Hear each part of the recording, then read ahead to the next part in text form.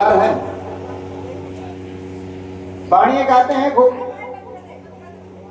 और घर का अगर उसका विस्तार देखा जाए तो और तो क्या, अपन पति और पत्नी के बीच में विवाद खत्म नहीं। क्या करोगे इस ज्ञान का ऐसे उसे बंधन सीख के किया क्या?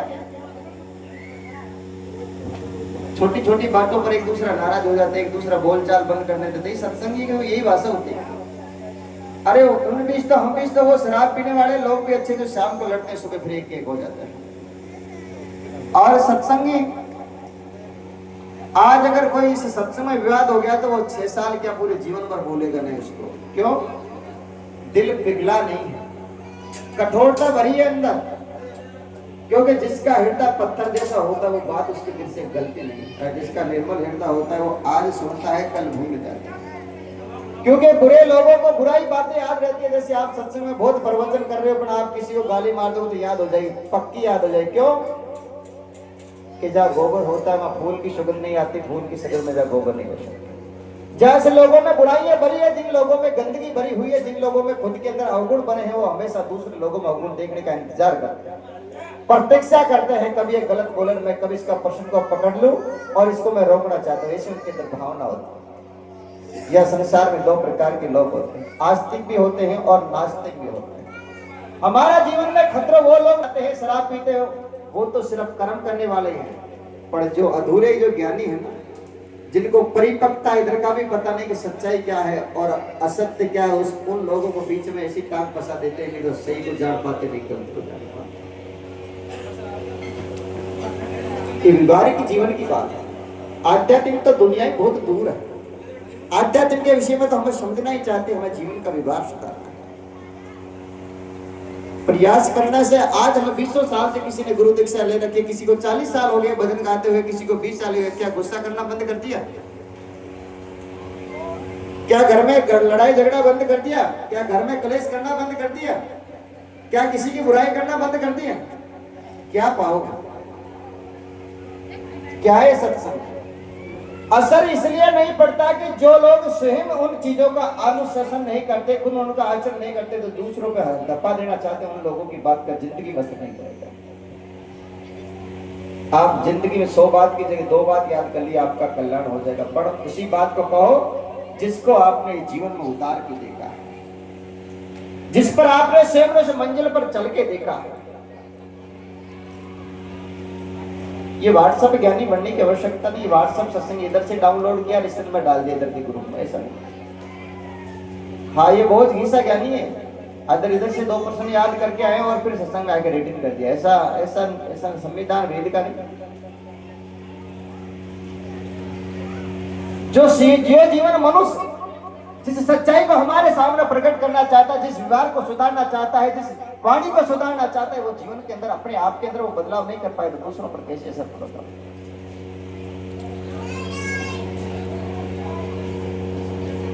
इस पतन का कारण कौन है? बाहर के लोग।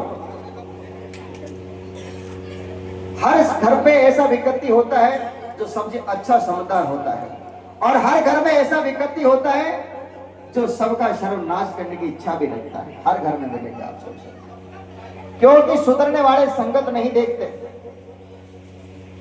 क्योंकि कही थी ना, जो भगवान राम के राज में रह के भी कोई बदलाव नहीं है, और विभीषण रावण के राज में रह के भी नहीं बिगड़ा। और बिगड़ना और सुधरना मनुष्य के जीवन का खुद निर्भर करता है, ये दूसरे का ऊपर नहीं। जब तक आपको दूसरे के अंदर बुराई नजर आती बंद नहीं होगी, जब तक तुम किसी प्रकार का भी सुधार नहीं कर सकता। काफी लोग कहते हैं कि मैं खुद उस जगह टिका हुआ हूं। अरे फिर भी आपको दूसरे के अंदर बुराई देखने का दोस्त तो आपके अंदर फिर भी लागू भी है, निकला नहीं।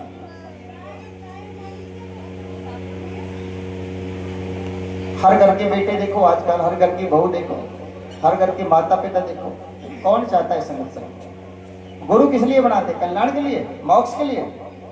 कभी भी नहीं। आवश्यकता नहीं इस चीज की। तो आवश्यकता है नास्तिक सुख। मैं ऐसा गुरु चाहूं मेरी नौकरी लग जाए, मैं ऐसा गुरु की शरण में जाऊं मेरे बड़ा 2 मंजिल का मकान बन जाए, मैं ऐसा गुरु की जाऊं मेरा कारोबार बहुत बड़ा चल जाए। ये सब ऐसी प्रकार की इच्छा लेते हैं और कहते हैं हम परमात्मा की प्राप्त करना चाहते हैं। 2 भजन सीख गए, 2 दुआ सीख गए, 2 दृष्टांत कहना सीख गए, अपने आप को ज्ञानी ठहरा दिया, अपने आप को गुरुमुखी ठहरा दिया, अपने आप को सत्संगी मान लिया। यही तो सबसे बड़ी दुख की कारण है कैसे मुक्त होगा? हजारों फांसियों से बंधे हुए गले गले के अंदर हजारों सैकड़ों प्रकार की फांसी लेके कैसे मुक्त हो जाओगे? मुक्त करना यही बात है। परमानंद की बात ऐसे सरल बात है। ये कोई आम का कोई पेड़ में से थोड़ी जिसको तोड़ के थोड़े तुरंत खा जाओगे, बड़ा कठिन की बात। दोनों घोड़े पर सवार होकर चलना चाहते, कभी नहीं होगा ऐसा। संसार भी नहीं छूटे और परमात्मा की प्राप्ति हो जाए, ऐसा कभी नहीं। अगर आगे देखेगा तो पीछे वाला छूटेगा, पीछे देखता है तो आगे वाला छूटेगा। दोनों साइड एक साथ दिशा नहीं देख सकता। जब अंधकार होता है, जब रात्रि होती है तो सूर्य लुप्त हो जाता है, तो सूर्य उदय होता है तो रात्रि को लुप्त होना। एक को छुपना पड़ता है, दो एक साथ मंजिल कभी नहीं चलती। संघर्ष करना सीखो, अपने आप पर लौटना सीखो। पहले तो सबसे ये सीखो कि हमें बोलना कैसे है।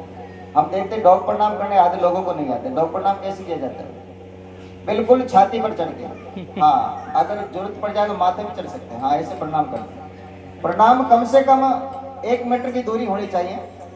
अगर औरतें हैं तो उनको पल्ला बिछा के भूमि मस्तक देख कर प्रणाम करना चाहिए। पुरुष है तो गुरुदेव है तो बड़ा साष्टांग प्रणाम करना चाहिए, तो नीचे भूमि प्रणाम करना चाहिए। इस प्रकार से प्रणाम होते तो प्रणाम करते तो बिल्कुल सिर पे उम्मीद हो तो और भी चढ़ सकते, पर जगह नहीं मिलती, पेड़ी नहीं लगी ना शरीर में। हाँ,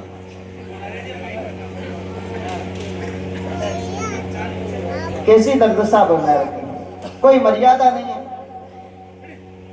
शास्त्र कहता है कि जिस द्वार पर संत आते हैं, जिस द्वार पर उन परिवार उन भक्तों को जिसके द्वार अपना गुरुदेव पधारते, उस दिन वो चाहे 2 दिन रुके 3 दिन, सब भूमि पर सुनते हैं। ऐसा प्रमाण मिलता है शायद। और हम क्या करते हैं? गुरुओं के बरोबर बैठते नहीं बैठते। क्या है ये अनुशासन? क्या है ये संहिता? कहाँ पढ़ी है ऐसी पढ़ाई आप लोगों ने? कौन ने सिखा दी है सत्संग का संहिता? ऐसा ही सत्संग होता है क्या? गुरुमुखी लोग ऐसे ही होते हैं। और फिर जीवन कैसा है?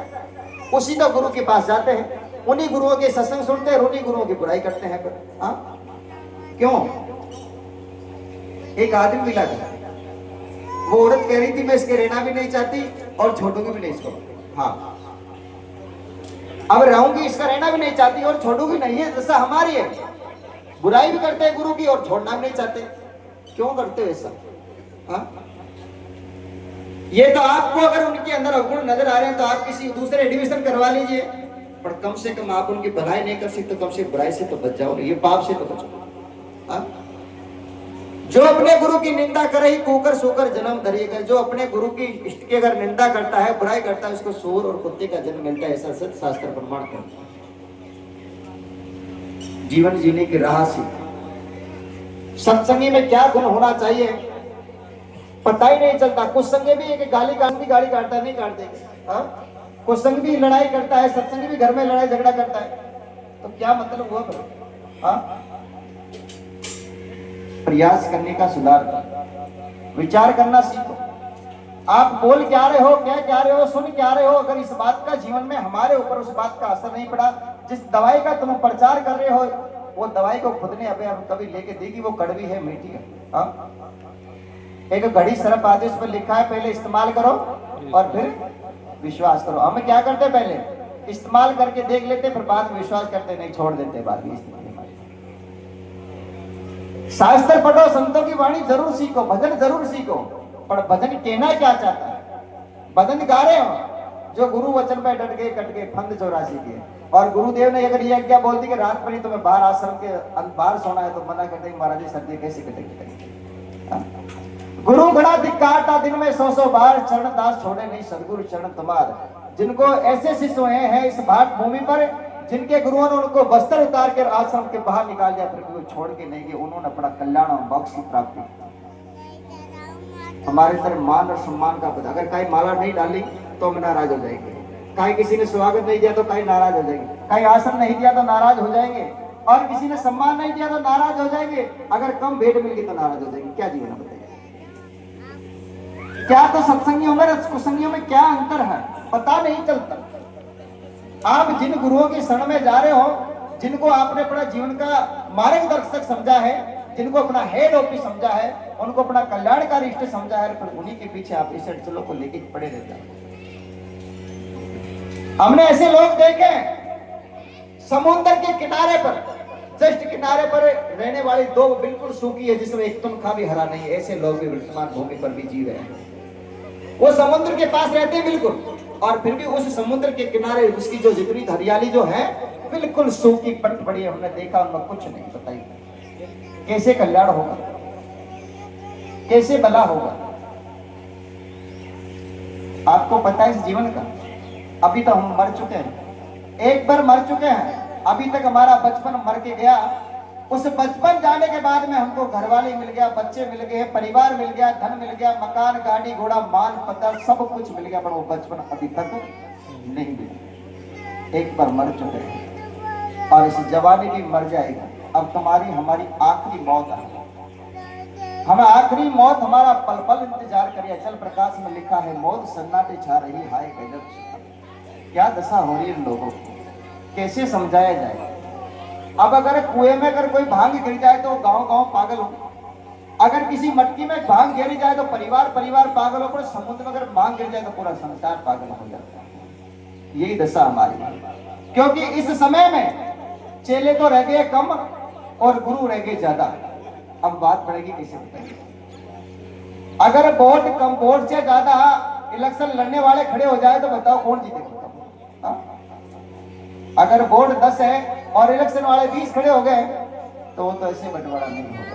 तो इसलिए आप जिस भजन को गाते हो, जिस वाणी को गाते हो, जिस दृष्टांत को देते हो, तो ये प्रचार करने की दवा से पहले आप इस्तेमाल जरूर करो।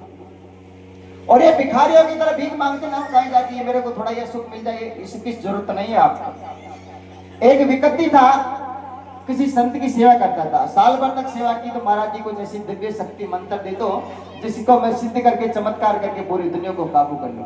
महाराज जी ने साल भर तक देखकर तो विचार किया, एक पता नहीं पात्र है नहीं, उनको एक मंत्र दिया कि इसको आप रात्रि समय में 3 बार इसको साध लेना, पर ध्यान रखना तुम्हें बंदर नजर नहीं आना चाहिए जब मंत्र को साधते हो। मंत्र की जब साधना करते हो, जब तुम्हें बंदर नजर नहीं आना चाहिए। वो बड़ा प्रसन्न हुआ और आश्रम से जैसे नीचे हंसता हंसता खिलता गया, और जैसे ही मंत्र को दिमाग में फिट करने लगे तो पैड़ियों से नीचे उनके भी बंदर दिखना चालू हो गए।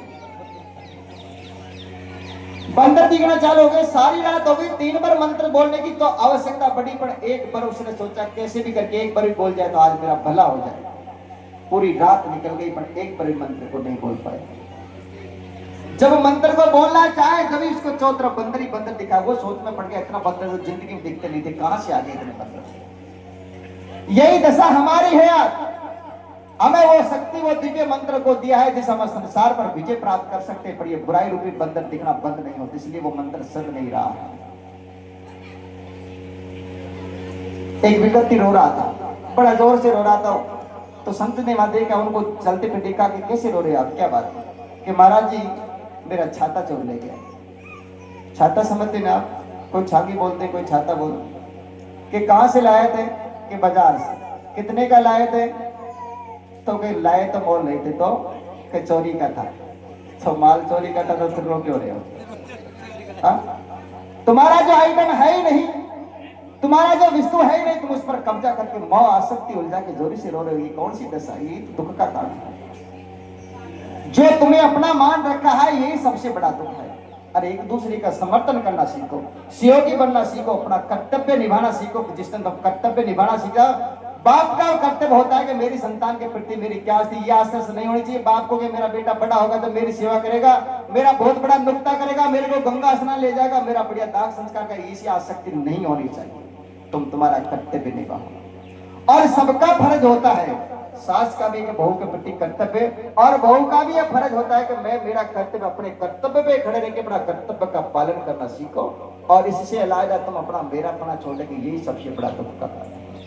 शास्त्र कहता है मनुष्य अगर ये कह के बात करता है कि मैं मनुष्य हूं तो ईमानदार है, पर ये कहता है कि मैं शरीर तो पक्का ढोंगी और पाखंडी और पापी और चोर लुटेरा कह के बात करते हैं, क्योंकि तुम शरीर नहीं हो। इस आध्यात्मिक की दुनिया का उद्देश्य बहुत गहरा है, प्रयास करने का समझ करो। अगर मनुष्य एक जीवन में एक बात, अगर एक दिन की एक बात भी अगर सीखना चाहे तो साल भर के 365 दिन होते हैं, अगर बदल सकता है, मनुष्य से देवता बन सकता है, और देवता से वो अपना जो वास्तविकता जीवन है उसमें प्रवेश कर सकता है। तुम्हें दुनिया में दुखी करने वाला कोई पैदा नहीं हुआ, कोई तांत्रिक हो या कोई मंत्र हो या कोई सजा देने वाला कुछ नहीं है। जो तुमने बोया है वो आगे पीछे उग के रहेगा। इस जीवन को समझने का प्रयास करें। आजकल माँ बाप बच्चों को सबको पढ़ाते, सबकी इच्छा है मेरा बेटा डॉक्टर बन जाए, मेरा बेटा मास्टर बन जाए, मेरा बेटा जयन बन जाए, मेरा बेटा थानेदार बन जाए, सब कुछ बन जाए। पर सब माँ बाप ये चाहते हैं मेरा संत कोई बाबा जी है, संत नहीं बन जाए, चाहते कोई माँ बाप। और क्या कहते हैं, संत तो सबसे बड़े होते हैं, तो आपका बेटे को बना दीजिए ना, आपके पति को बना दीजिए ना, संत क्या दिक्कत है? क्यों कहते हैं, हम मानते नहीं।